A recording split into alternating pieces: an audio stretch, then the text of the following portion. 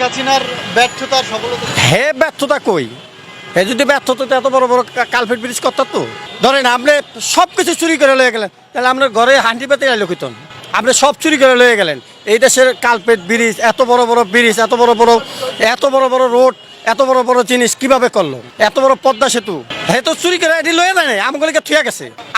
থুয়ে গেছে না হে যদি এটি যদি পারলো পুটলা বেঁধে লয়ে গেছে গা না ব্যাগে বেড়ে লয়ে গেছে গা এত উন্নয়নের পরে এই দেশে অভাবই ছাড়ে না হে কি দেশে তো লয়ে গেছে সবই চুরি করছে আমরা দলব সবাই চুরি করে লয়ে গেছে তখন তোরা চুরি না করে আমাকে মুক্তি দেয়